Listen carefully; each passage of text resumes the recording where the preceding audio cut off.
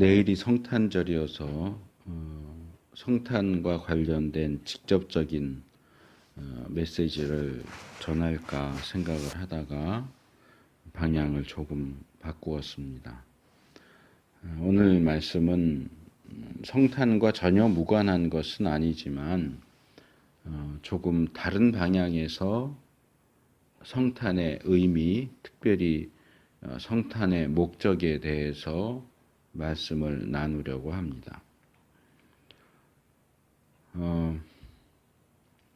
몇 주 전에 문득 내가 병에서 낫고 새롭게 된다면 무엇을 할까 하는 생각이 들었습니다.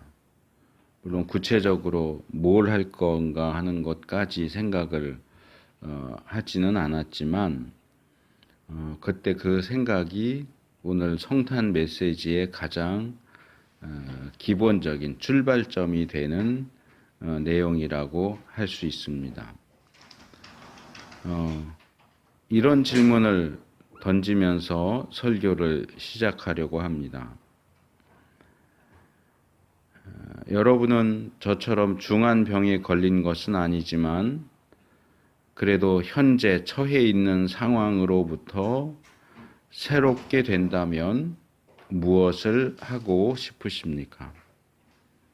여러분들이 무엇을 소원하느냐에 따라 새롭게 시작할 수 있느냐의 여부가 결정된다면 여러분들은 무엇을 소원하시겠습니까?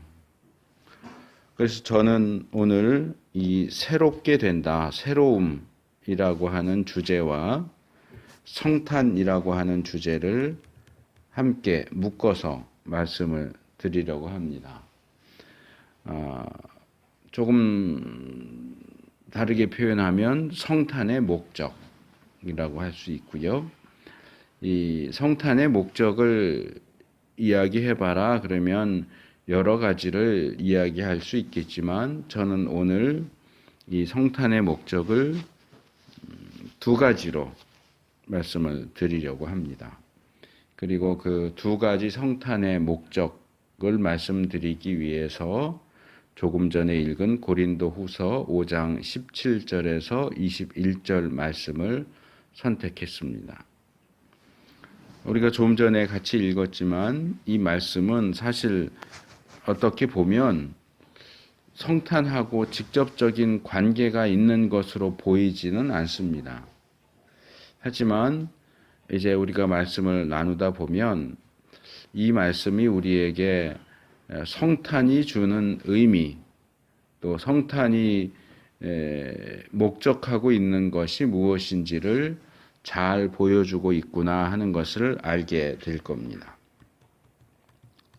자, 먼저 성탄의 첫 번째 목적에 대해서 말씀을 나누도록 하겠습니다. 해당 본문의 내용을 좀 더 쉽게 그리고 논리적으로 이해하기 위해서 우리가 읽은 본문의 순서를 조금 바꾸려고 합니다. 그래서 이 성탄의 첫 번째 목적을 살펴보기 위해서 먼저 가장 마지막에 나오는 21절 말씀을 살펴보고 그 다음에 거슬러 올라와서 20절 말씀을 살펴보도록 하겠습니다. 하나님이 죄를 알지도 못하신 자로 우리를 대신하여 죄를 삼으신 것은 우리로 하여금 저희 안에서 하나님의 의가 되게 하려 하심이니라 이렇게 이야기하고 있는데 이 21절 말씀은 성탄이 어떤 것인지 특별히 무엇을 목적으로 하는지를 잘 보여주고 있습니다. 자, 성탄 한문 표현으로는 거룩한 탄생이죠. 또 다르게 말하면 예수님이 육신을 입으시고 이 땅에 오신 것을 가리키는 표현이죠.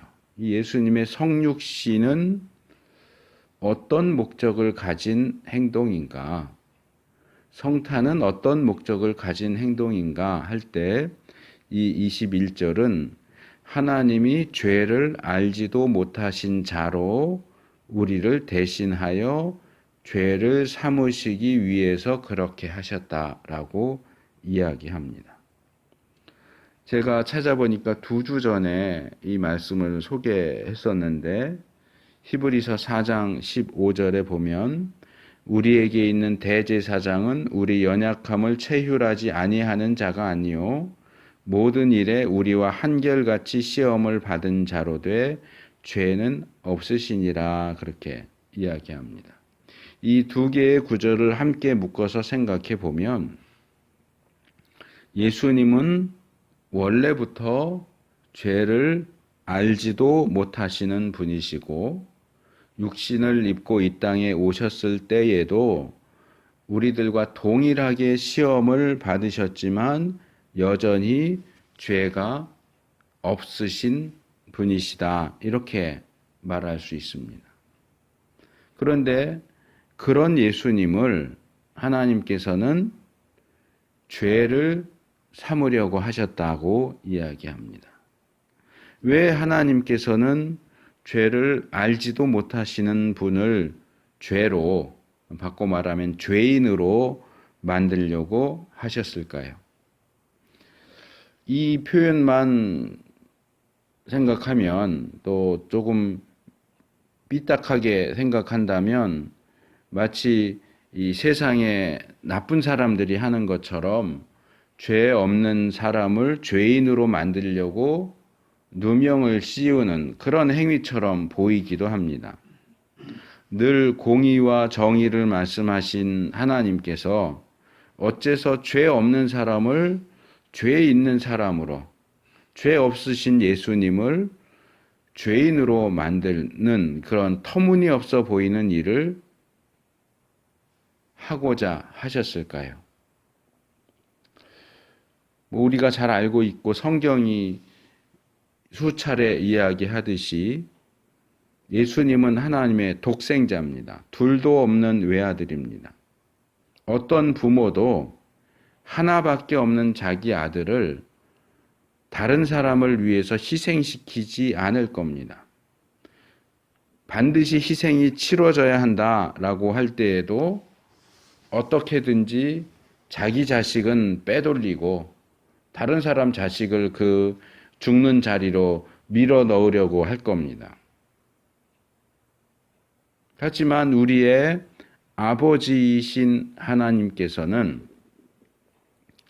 자신의 독생자를 희생시키지 않으면 안 되는 사정, 자신의 독생자를 희생시키면서까지 꼭 이루어야 할 목적이 있었다고 하는 겁니다. 이 21절을 계속 살펴보면 하나님께서 죄를 알지도 못하시는 분을 죄인으로 만드시는 것 자체가 목적이 아니라고 하는 사실을 알 수 있습니다. 그런 행동 배후에 있는 또 다른 목적은 21절 하반절에 나옵니다. 우리로 하여금 저의 안에서 하나님의 의가 되게 하려 하심이니라. 이 말씀은 죄인인 우리가 하나님의 의가, 다시 말해서 하나님께서 의롭다고 인정하실 만한 의인이 되도록 하기 위한 방법이 오직 그것밖에 없었다 하는 것을 보여줍니다. 하나님의 독생자이신 죄를 알지도 못하시는 그분이 우리의 죄를 다 가져가서 뒤집어 쓰고 자신이 가장 큰 죄인인 것처럼 십자가에 죽으시는 그 일이 아니고서는 죄인인 우리가 하나님 앞에 의인이 되는 방법은, 다른 방법은 없었다. 하나님에게는 죄인인 우리를 의인으로 만드는 그 일이 너무나도 중요한 일로 생각되었기 때문에 독생자를 희생하면서까지 그 일을 이루고자 하셨다 하는 겁니다. 이 21절 하반절에 나오는 저의 안에서라고 하는 이 표현은 특별히 중요한데요. 죄인인 우리가 우리 대신 죽으신 예수님 안에 있을 때에만 우리가 그분의 공로를 힘입어서 하나님 앞에 의인으로 나타날 수 있기 때문입니다. 이런 사실을 잘 알고 있던 세례 요한은 자신에게 나오시는 예수님을 가리켜서 보라, 세상 죄를 지고 가는 하나님의 어린 양이로다, 그렇게 소개합니다. 예수님은 나의 죄, 너의 죄뿐만 아니라 온 세상의 죄를 자신의 몸에 홀로 지고 죽으러 가시는 하나님의 어린 양이셨습니다. 그분이 그렇게 우리의 모든 죄를 지고 죽으셨기에 우리가 하나님 앞에 의인으로 나타날 수 있고 구원받을 수 있게 된 겁니다. 이런 사실을 다루는 본문들은 신약에 수두룩하게 나옵니다. 그 중에 지금 이야기한 표현과 관련되는 구절 하나만 소개한다면 요한일서 4장 9절, 하나님의 사랑이 우리에게 이렇게 나타난 바 되었으니 하나님이 자기의 독생자를 세상에 보내심은 저로 말미암아 우리를 살리려 하심이니라. 우리를 살리기 위해서 독생자를 죽이셨다 하는 것. 다른 말로 하면 그 독생자를 죽이시기 위해서 세상에 보내신 날이 성탄절입니다. 예수님은 이 세상에 죽기 위해서 오셨어요. 죽는 것 자체가 목적이 아니죠. 하지만 죽기 위해서 오셨어요. 왜요? 예수님이 죽으셔야만 우리가 살 수 있기 때문에. 우리를 살리기 위해서 죽으려고 이 땅에 오셨습니다. 그래서 성경이 우리에게 동일하게 이야기하고 있는 성탄의 첫 번째 목적을 한마디로 요약해서 말한다면 우리의 구원입니다. 예수님이 이 땅에 오신 목적이 뭐냐? 우리를 구원하기 위해서입니다. 이것을 조금 더 펼쳐서 얘기하면 조금 전에 말씀드린 것처럼 예수님의 성탄은 그분의 죽음을 위한 것이고 그분의 죽음은 우리의 구원을 위한 것이다. 이렇게 말할 수 있습니다. 그런데 이 구원을 이 신약 성경에 보면 중생이라고도 부릅니다. 이 한문 표현으로는 무거울 중자에다가 날생자를 쓰는데 영어 표현이 더 쉬울 수 있어요. 리버스입니다. 리버스. 해피 벌스데이 할 때 그 버스, 태어난다. 다시라는 뜻을 가진 리를 붙여서 리버스. 이 리버스를 중생이라는 한문 표현으로도 번역하지만 한글 표현으로 하면 거듭난다 하는 것으로도 번역됩니다. 교회 안에서 이 거듭난다라고 하는 표현은 일반적으로 사용되기는 하지만 사실 이 거듭난다라는 표현도 쉬운 표현은 아니에요. 거듭나는 게 뭐냐 물어보면 대답하지 못하는 사람들도 어느 정도 있지 않을까 생각을 합니다. 근데도 우리가 이 표현을 많이 쓴단 말이에요. 이 거듭난다 하는 것은 거듭난다 하는 뜻입니다. 우리가 이렇게 잔소리 할 때나 야단칠 때 이렇게 말하죠. 내가 너한테 거듭 말하지 않았냐. 거듭은 또 하고 또 한다 그런 말이에요. 최소한 2번 이상 계속 반복한다 그런 말이죠. 그러니까 거듭난다 하는 것은 2번 태어나고 3번 태어나고 계속 반복해서 태어난다. 근데 이걸 그냥 붙여서 거듭난다 그러니까 뭔가 다른 의미인 것처럼 생각할 수도 있지만 거듭난다는 다시 한번 태어난다. 다시 태어난다. 또 한번 태어난다. 그런 말입니다. 근데 이 개념 자체가 쉬운 게 아니에요. 요한복음 3장 3절과 4절을 보면 예수님께서 니고데모에게 사람이 거듭나지 아니하면 하나님 나라를 볼 수 없느니라 이렇게 말씀하셨을 때 유대인들의 선생이었던 니고데모가 사람이 늙으면 어떻게 날 수 있삼나이까? 2번째 모태에 들어갔다 날 수 있삼나이까? 라고 물었습니다. 우리는 이미 거듭난다라고 하는 그 용어를 알고 있기 때문에 예수님 하시는 말씀이 뭐가 어려워? 왜 니고데모는 왜 이렇게 엉뚱한 소리를 해? 중생을 얘기하는 거잖아. 예수 믿고 구원받는 걸 얘기하잖아. 근데 왜 엉뚱하게 뭐 늙으면 다시 태어날 수 있느냐, 뭐 어머니 뱃속으로 들어가야 되느냐, 뭐 이런 소리를 해? 이상하네? 바보 같은 소리를 하네? 이럴 수 있지만 사실은 니고데모가 제대로 들은 거예요.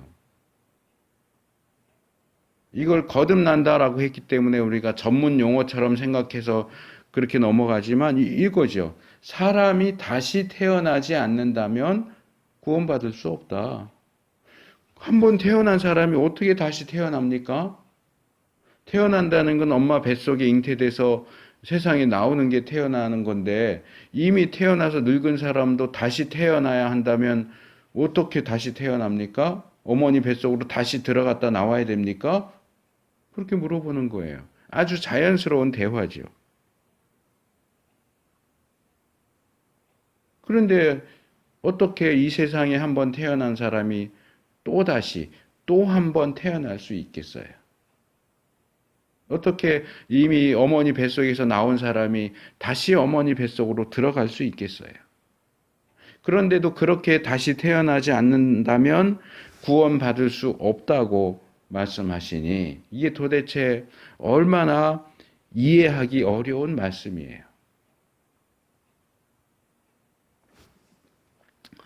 저는 이 성탄의 첫 번째 목적, 그것이 중생 또는 거듭남이다라고 할 때에 이것을 이렇게 좀 바꿔서 표현하고 싶어요. 성탄의 목적은 우리를 다시 태어나게 하는 것이다. 우리에게 새로운 생명을 주기 위한 것이다. 제가 설교를 시작하면서 던졌던 질문을 기억하십니까? 새로워진다면, 새롭게 시작할 수 있다면 무엇을 하시겠습니까? 하고 물었습니다. 이 질문이 성탄과는 전혀 관련이 없는 것처럼 들렸을 수 있어요. 그런데 저는 이 성탄이라고 하는 것이 우리를 새롭게 하고 우리가 새롭게 시작할 수 있게 해주는 그 출발점이라고 생각합니다. 예수님의 성탄이 있었기에 우리가 새로워질 수 있었습니다. 또 새롭게 시작할 수 있었습니다. 다시 태어날 수 있었습니다. 그런데 문제가 있습니다. 이렇게 새롭게 되는 것, 이렇게 새롭게 시작하는 것, 다시 태어나는 것이 이미 수년 전에 또는 수십 년 전에 예수님을 믿은 지 오래된 우리에게는 그냥 과거에 있었던 일이지 현재의 나하고는 별 관계가 없다. 이렇게 생각할 수도 있다는 거죠. 하지만 예수님의 거룩한 탄생이 성탄이 과거의 나와만 관계가 있고 현재의 나와는 아무 관계가 없다고 한다면 우리가 굳이 매년 성탄절을 기념할 필요가 있을까요? 저는 우리가 매년 성탄절을 맞이하면서 매년 새로워지고 매년 다시 태어나고 매년 새롭게 시작할 수 있어야 한다고 생각합니다.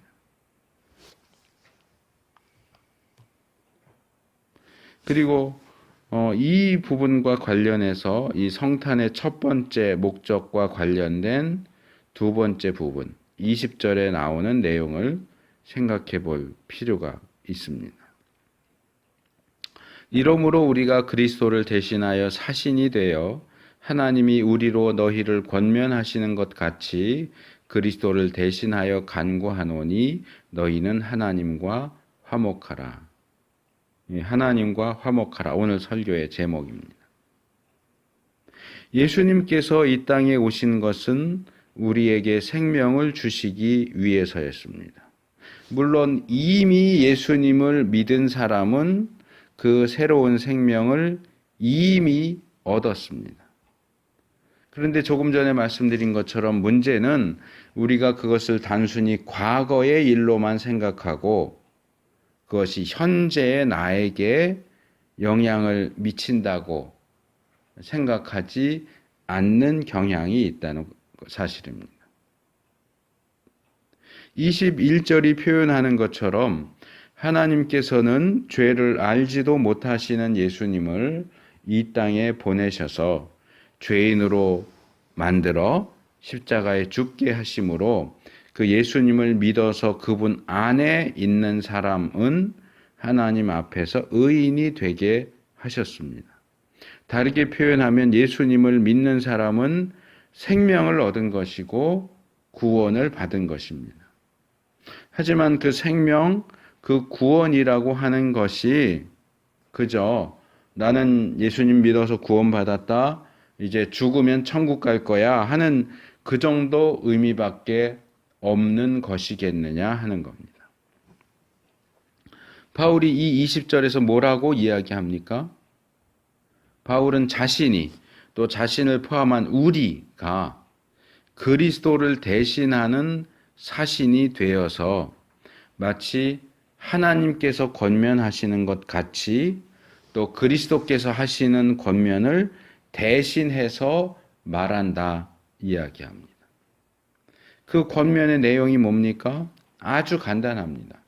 너희는 하나님과 화목하라 하는 겁니다.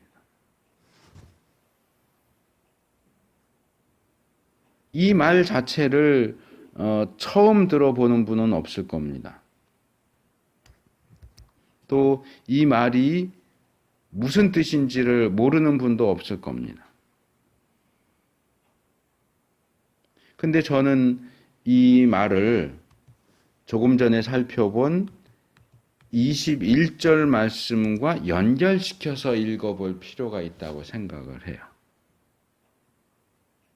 그러면 이런 질문을 하게 됩니다. 바울은 도대체 왜 여기서 이런 권면을 하고 있지? 제가 무슨 얘기를 하는지 아시겠습니까? 자, 21절대로라면 하나님께서 우리의 구원을 위한 모든 준비를 다 해놓으셨어요. 그래서 우리는 예수님을 믿기만 하면 돼요. 단지 예수님을 믿어서 그분 안에 있기만 하다면 우리는 하나님 앞에 의인으로 나타나게 될 것입니다. 우리는 예수님을 믿었다면 이미 구원을 받았고 이미 천국 갈 보장을 받았습니다. 그런데 왜 바울은 새삼스럽게 다시금 하나님과 화목하라고 권면을 하고 있는 것일까요? 우리가 예수님을 믿어서 하나님 앞에 의인이 되었다면 이미 하나님과 화목한 것이 아닌가요? 그런데 왜 하나님과 화목하라고 이야기할까요?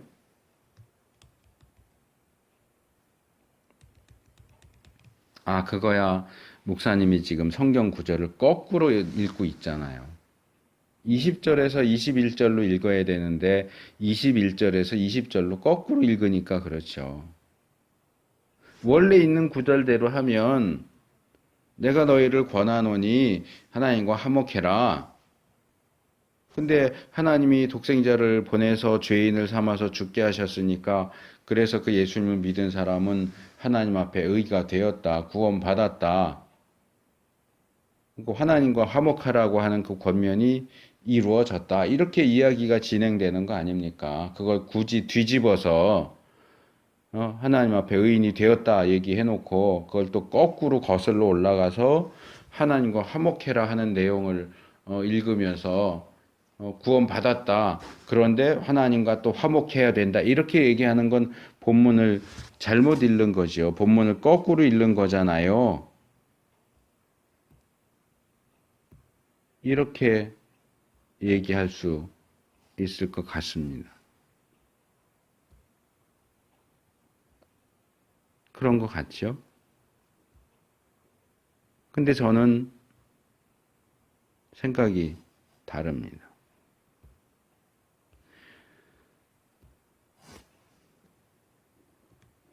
제가 21절 처음 들어가면서 그렇게 말씀을 드렸죠. 이 본문을 좀 더 쉽게 그리고 논리적으로 이해하기 위해서 순서를 뒤집어서 읽어야 됩니다. 앞에서부터 뒤로 읽어가기보다는 뒤에서부터 앞으로 읽어가는 것이 더 좋습니다. 제가 왜 그래야 하는지는 이유를 설명하지 않고 그냥 쓱 지나치듯이만 말씀을 드렸는데 이 본문의 경우 특별히 20절과 21절은 그렇게 읽어야 하는 이유가 있어요. 왜냐하면 우리가 본문 삼아서 읽은 17절부터 21절 말씀은 이야기의 흐름이 과거에서 현재로 다시 미래로 시간 흐름의 순서대로 되어 있는 것이 아니라 거꾸로 미래에서 현재로 다시 과거로 역방향으로 되어 있기 때문에 그렇습니다. 그러니까 하나님과 화목하라가 먼저고 하나님 앞에 의인이 되었다가 나중이 아니라 하나님 앞에 의인이 되었다가 먼저고 하나님과 화목해라가 나중이란 말이에요. 그리고 성탄의 두 번째 목적으로 제가 말씀드리려고 하는 것이 17절에서 19절에 나오죠. 그게 뭐냐? 화목하게 하는 자로 살아라. 그래서 내용이 미래, 현재, 과거 이렇게 되어 있어요. 과거, 현재, 미래가 아니라. 그러니까 구절을 그렇게 바울이 썼기 때문에 순서가 그렇게 된 거지. 하나님과 화목하게 하는 삶을 살아라가 과거고 하나님과 화목해라가 현재고 하나님 앞에 의인이 되었다가 미래고 그게 아니란 말이에요. 순서가 반대란 말이에요. 성육신하신 예수님, 십자가에 죽으시고 부활하신 예수님이 우리에게 생명을 주셨습니다. 그래서 그 예수님을 믿는 사람은 생명을 얻죠.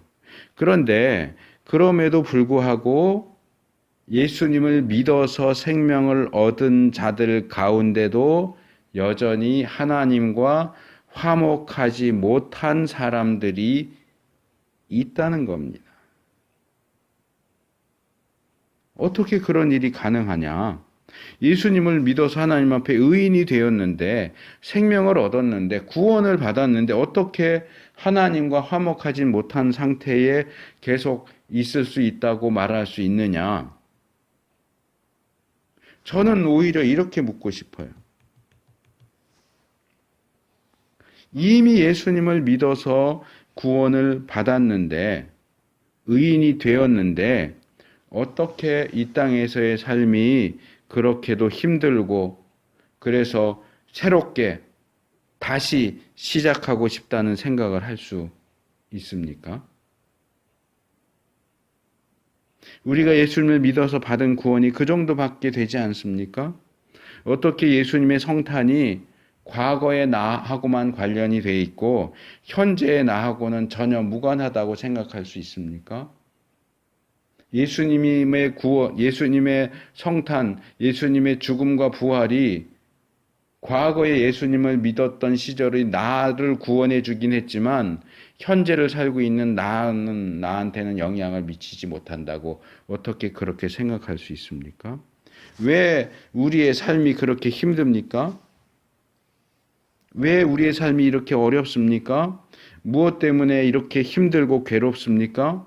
우리가 정말 하나님과 화목된 상태에 있다면 몸이 아픈 거, 돈이 없는 거, 자식이 속썩이는 거, 내가 원하고 바라는 일들이 이루어지지 않는 것 등등이 뭐가 그렇게 대수입니까? 그런 것들이 어떻게 우리를 죽을 만큼 힘들게 만들 수 있습니까?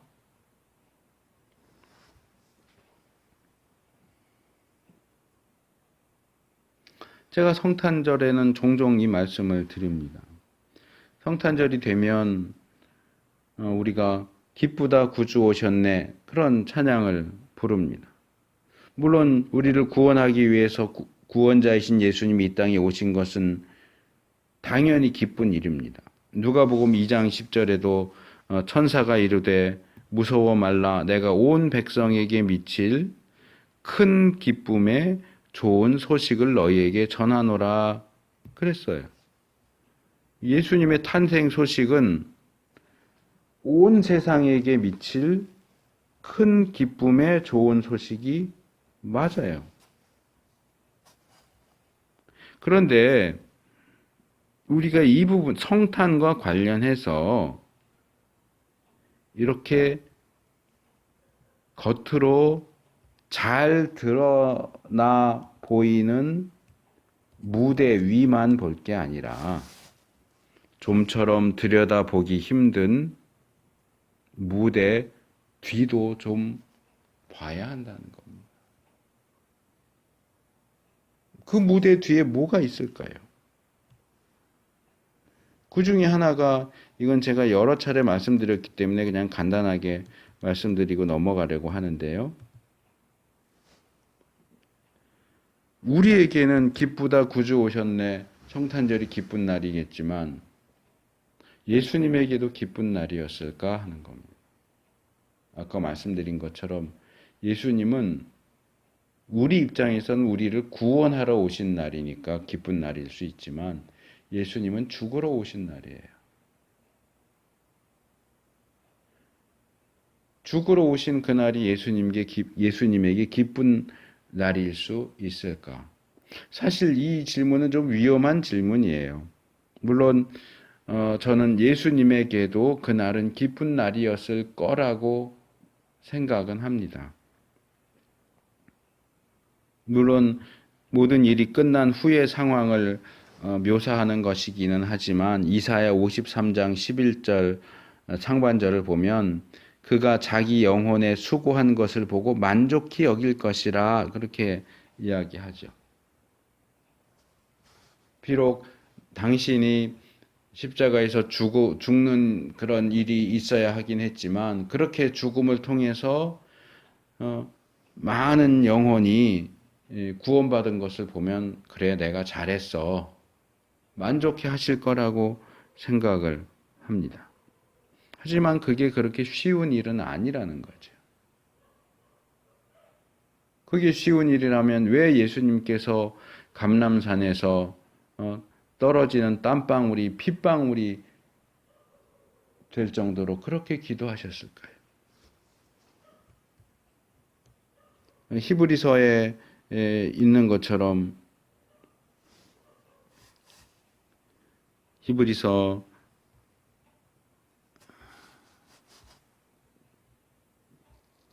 5장 7절에 있는 것처럼 그는 육체에 계실 때에 자기를 죽음에서 능히 구원하실 이에게 심한 통곡과 눈물로 간구와 소원을 드렸고 왜 이렇게 이야기할까요? 베토벤이 쓴 감람산 위의 그리스도라는 오라토리오에 보면 예수님의 대사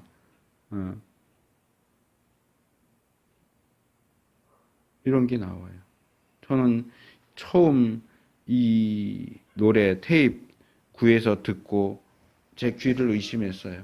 악보를 또 사가지고 또 확인했어요. 가장 이 오라토리오 시작되는 부분에 예수님의 그 감람산 위에서 기도하시는 내용인데, 여호와 내 아버지 오 내게 위로와 힘을 주소서. 내 슬픈 마음 위로해 주옵소서. 당신 말씀 따라 어지러운 저 세상에 나 내려가리다. 저 죄인 위에 세상에 내려가 십자가 지라 하셨네. 오 아버지 내 간구 들으소서. 할 수만 있다면 이 잔을 내게서 옮기시옵소서. 세상 죄에 속하려 무거운 짐을 지라 하시오니 나는 당신 아들 아니옵니까?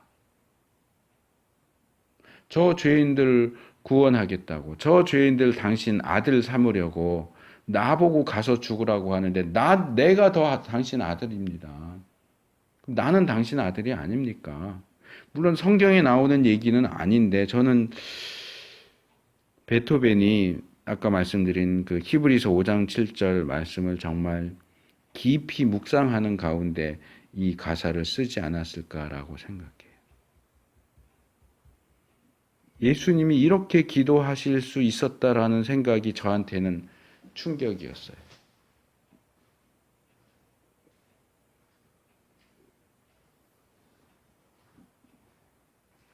그래도 세상에 오셨고, 그래도 십자가에 죽으셨어요.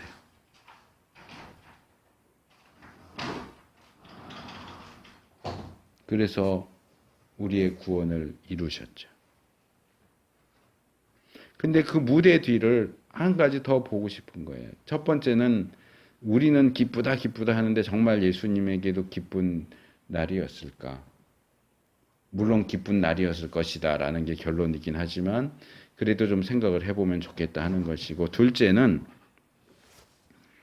지금 제가 이야기를 풀어나간 것처럼 이 이사야 53장 11절 그가 자기 영혼에 수고한 것을 보고 만족히 여길 것이라 라는 말씀에 근거해서 생각해 본다면 오늘날 예수님께서 과연 자기 영혼에 수고한 것인 우리들을 보시면서 우리들의 현재 모습을 보시면서 만족스럽다 하시겠느냐 말이에요. 예수님이 지금 우리의 모습을 보신다면 그래 바로 이거야. 이게 바로 내가 원했던 그런 모습이야 라고 박수 치시면서 기뻐하실 수 있을까요? 하나님 돈이 없어서 죽을 것 같아요. 몸이 아파서 죽을 것 같아요. 자식 새끼가 속썩여서 죽을 것 같아요. 사업이 안 돼서 죽을 것 같아요. 나 인생을 다시 시작했으면 좋겠어요. 이러고 있는 우리를 보실 때 과연 예수님이 만족하게 여기시겠느냐 말이에요. 아니면 우리가 지난주 예배 때 불렀던 찬송처럼 내 너를 위하여 몸 버려 피 흘려 내 죄를 속하여 살 길을 주었다. 너 위해 몸을 주건만 날 무엇 주느냐. 내 몸을 희생했건만 너 무엇 하느냐. 탄식하시고 책망하시겠습니까? 저는 바울의 이 하나님과 화목하라 라는 이 권면을 바로 이 부분과 연결시켜서 말씀드리고 싶어요. 우리가 예수님을 믿어서 구원받았고 생명을 얻었다고 하지만 과연 우리의 현재 모습은 하나님과 화목한 모습이냐 하는 것. 예수님이 세상에 오셔서 십자가에 죽으시고 부활하셔서 그래서 그 예수님을 믿어서 생명을 얻었고 다시 태어났고 구원을 받았고 하나님과 화목된 자가 되었다고 한다면 그게 현재의 나의 모습, 현재의 나의 삶과 무슨 관계가 있느냐? 어떤 영향을 끼치고 있느냐? 현재 나의 모습은 과연 하나님과 화목한 모습이냐 하는 겁니다.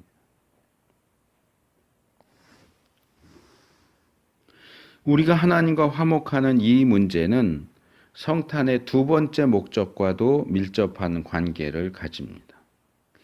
이 성탄의 두 번째 목적도 역시 두 부분으로 나누어서 살펴보도록 하겠습니다. 이 부분은 원래 순서대로 17절을 먼저 살펴보고 그 다음에 18, 19절을 살펴보도록 하겠습니다. 17절 그런즉 누구든지 그리스도 안에 있으면 새로운 피조물이라 이전 것은 지나갔으니 보라 새 것이 되었도다. 이 17절은 21절과 짝을 이룹니다.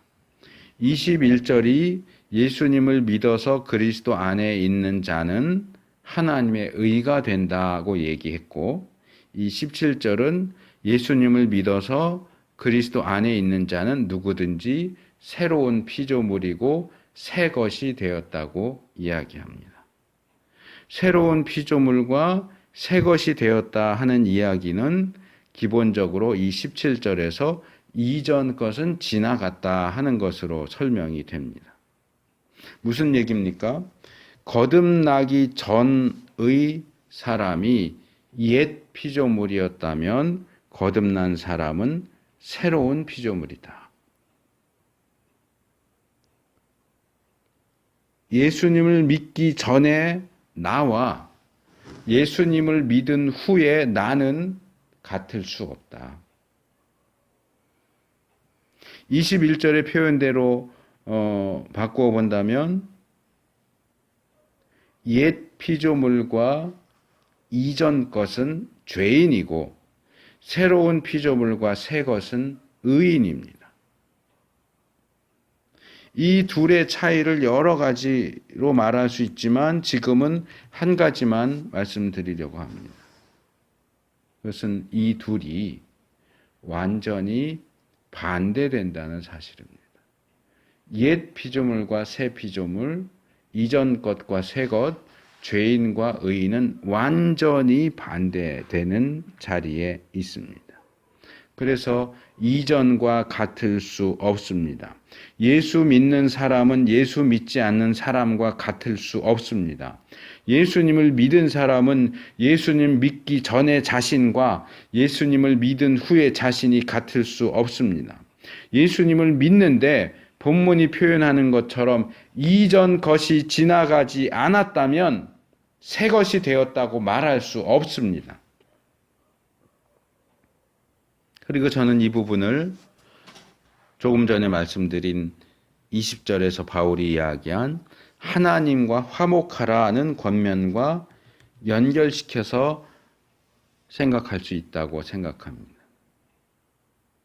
예수님을 믿기는 하지만 하나님과 화목되지 않은 사람은 새로운 피조물이 아닙니다.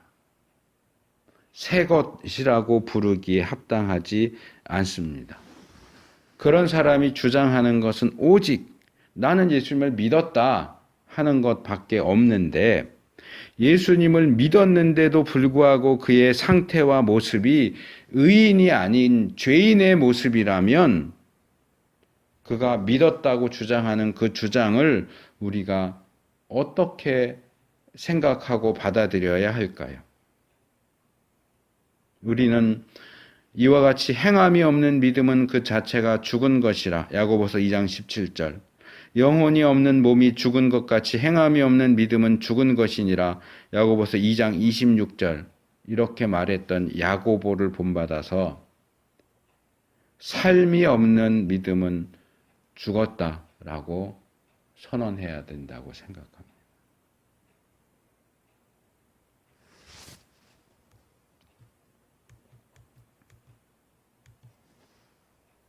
그런데 문제는 하나님과 화목하지 않은 자가, 예수님은 믿어서 의인이 됐는데 하나님과 화목하지 않은 자가 구원을 받은 거냐 아니냐, 거기에만 문제가 있는 게 아니고요. 특별히 이 바울은 본문에서 그 문제를 다루고 있지 않아요.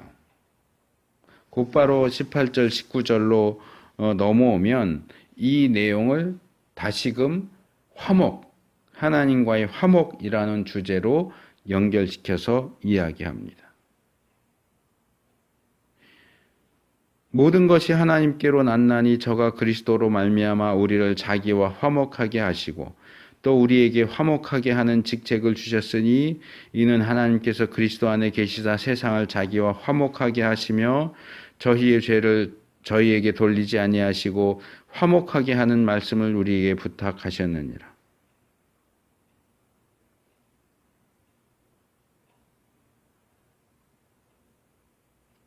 하나님께서는 그리스도로 말미암아 우리를 자신과 화목하게 하셨습니다. 이것을 우리가 이제까지 살펴본 구절들의 표현을 빌리자면 하나님의 의가 되었다, 새로운 피조물이 되었다, 새 것이 되었다 라고 말할 수 있을 겁니다.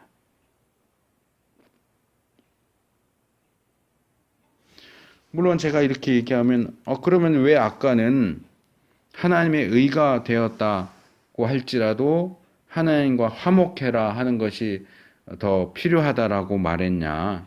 그리고 또 지금은 하나님과 화목하게 됐다가 또 하나님의 의가 되었다, 새로운 피조물이 되었다, 새 것이 되었다와 같은 거다라고 이야기하느냐, 이렇게 반박할 수 있을 거예요.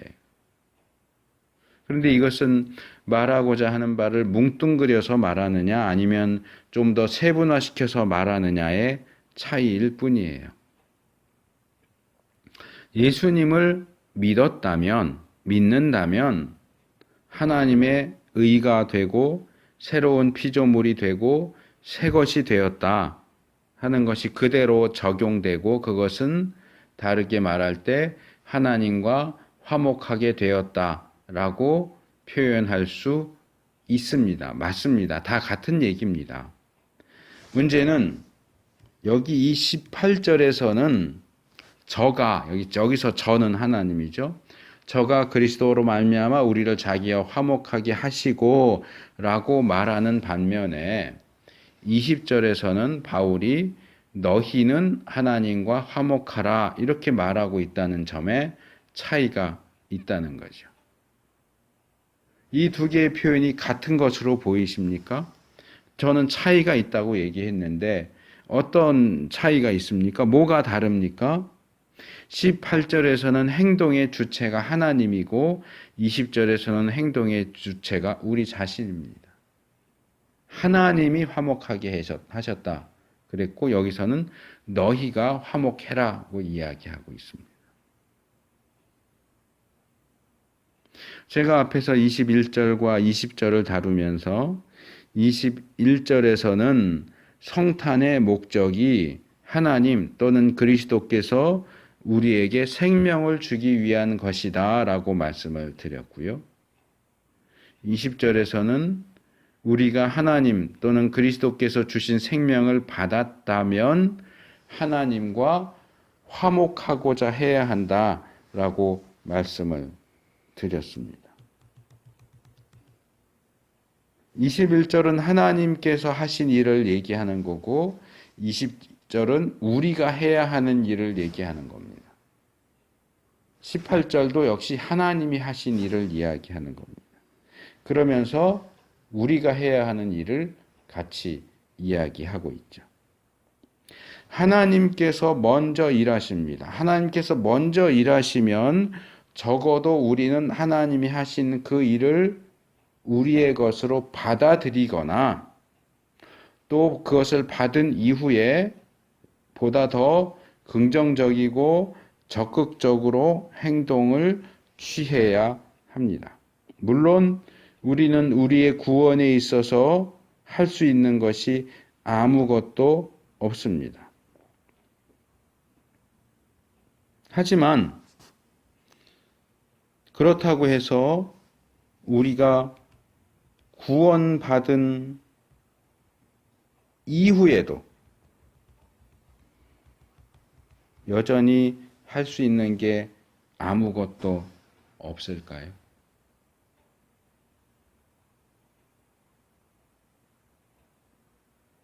하나님께서 죄를 알지도 못하는 분을 이 땅에 보내셔서 죄로 삼으시고 그의 안에 있는 자를 하나님의 의로 삼았다. 그 하나님이 하신 일이에요.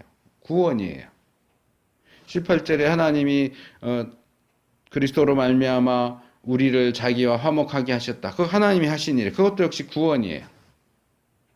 그 부분에서 우리가 할 수 있는 건 아무것도 없어요. 하나님이 다 하셨어요. 그럼 우리는 멍청이 앉아서 가만히 있기만 하면 되냐? 아니요.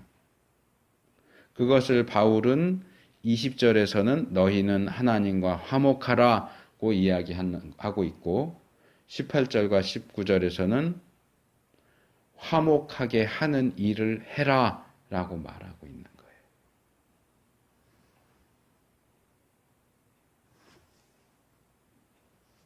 그래서 좀 혼동될 수도 있겠지만 이렇게 말하고 싶어요. 하나님께서 그리스도로 말미암아 우리를 자기와 화목하게 하셨습니다. 그렇기 때문에 우리는 하나님과 화목하려고 애써야 하고 힘써야 합니다. 우리가 그렇게 힘써서 하나님과 화목하고자 할 때에 하나님께서 우리를 자신과 화목하게 하신 그 화목함이 확실한 우리의 것이 될 수 있습니다. 오해는 하지 마세요. 우리가 이렇게 해야만 우리가 확실하게 구원받을 수 있다. 그 얘기를 하는 게 아니에요. 구원은 오직 하나님의 은혜로 받습니다. 저는 지금 구원받는 문제를 얘기하는 게 아니에요. 구원받았다면 구원받은 이후에 우리가 어떻게 해야 하느냐를 얘기하는 거예요. 화목하게 하셨다면 우리도 화목하고자 해야 돼요. 그리고 우리가 화목하고자 할 때에 화목하게 하는 일을 할 수 있어요. 사실 이 너희는 하나님과 화목하라 하는 얘기는 바울의 얘기가 아니에요. 앞에서 20절을 살펴보면서 말씀드렸지만 이 권면은 내가 하는 권면이 아니고 하나님이 권면하시는 것처럼 권면하는 것이다. 그리스도께서 하실 만한 권면을 우리가 대신하는 것이다. 이렇게 얘기하죠. 그건 하나님이 하시는 권면이고 그리스도께서 하시는 권면이에요.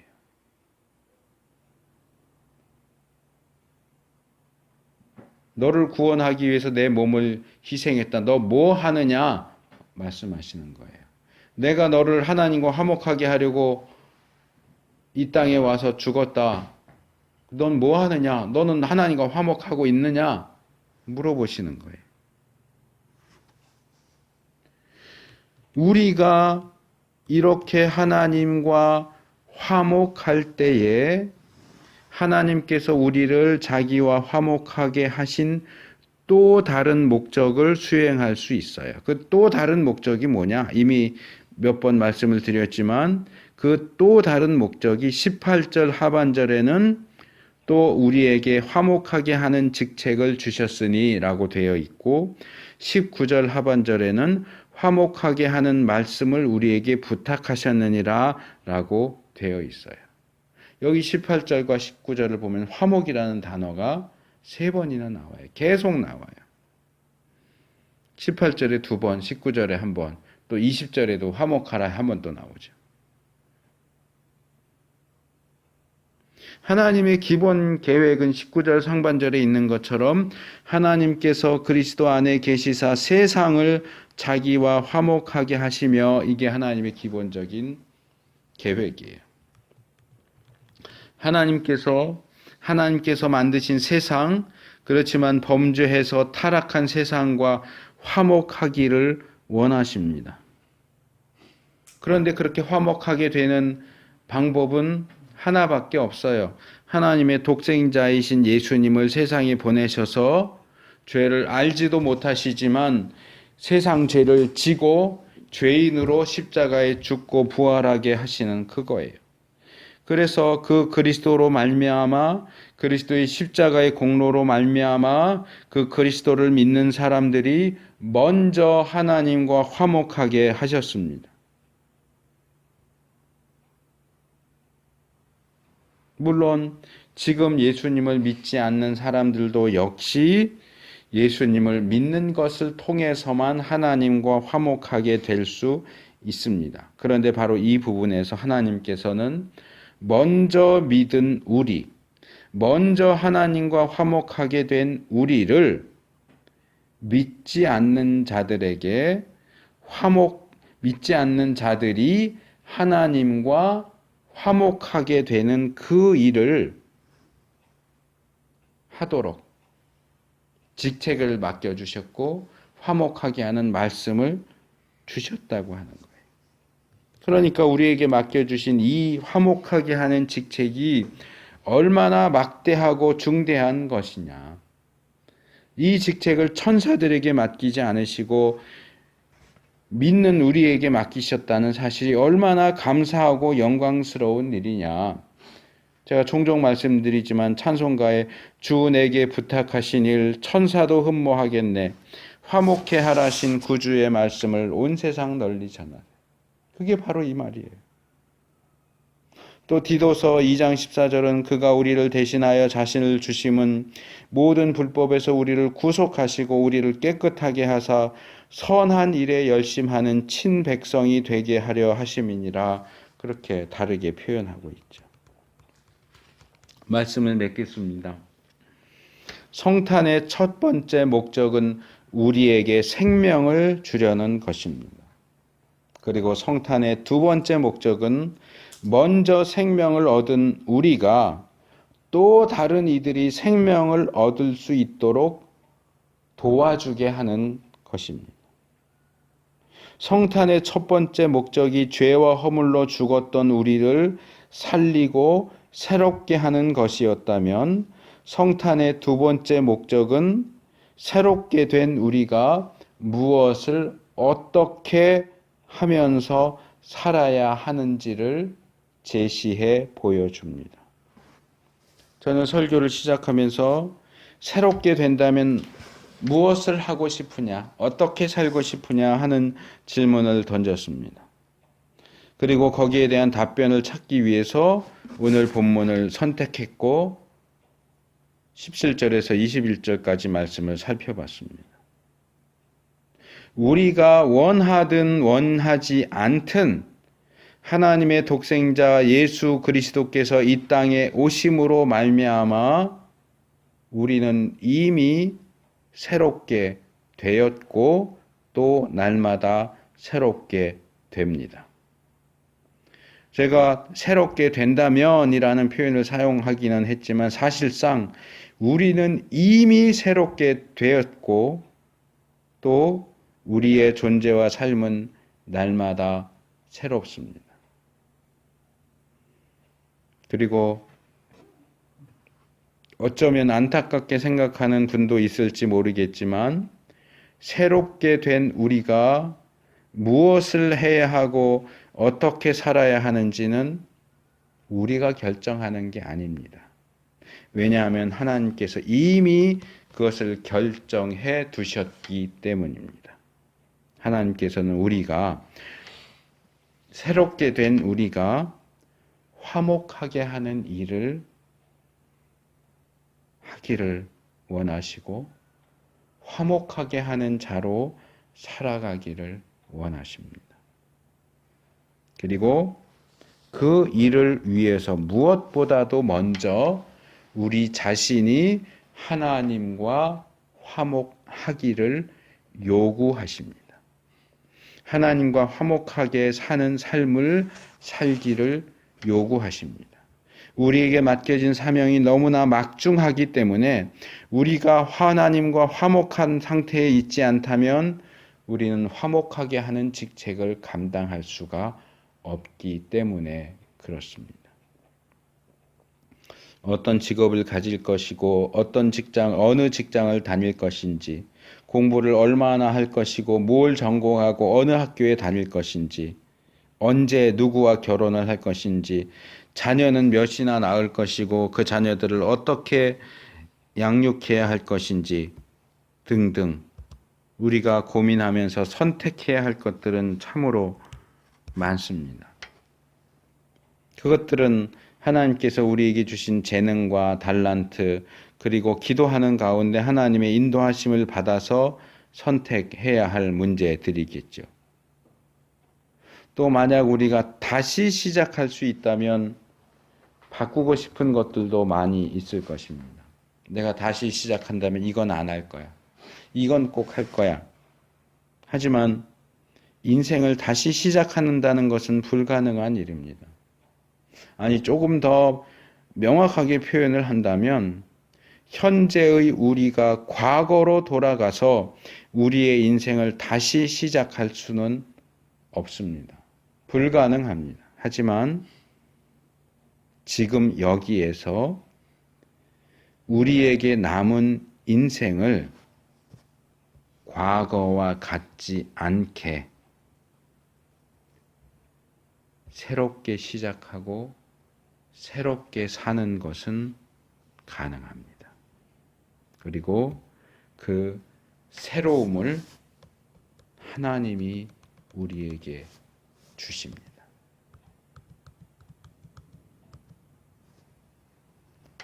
그리고 그 새로움 가운데 하나님이 정말로 원하시고 기뻐하시는 일을 하면서 그런 삶을 살기를 원하십니다. 다시 말씀드리지만 그것은 화목하게 하는 직책, 화목하게 하는 말씀, 화목하게 하는 삶입니다. 우리의 직업이 무엇이든지,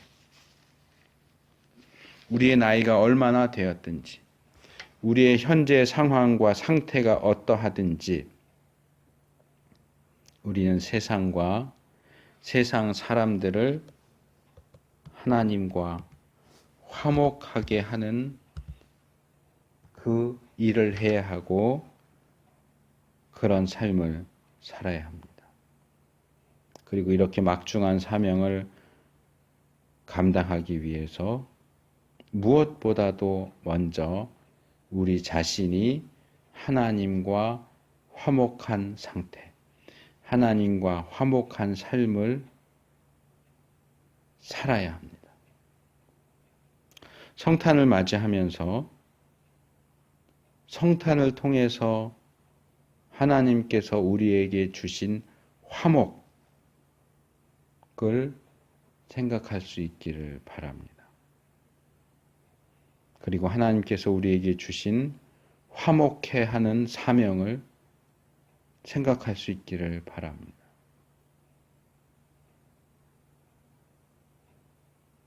그리고 무엇보다도 먼저 우리 자신이 하나님과 화목하게 되는 일에 초점을 맞출 수 있기를 바랍니다.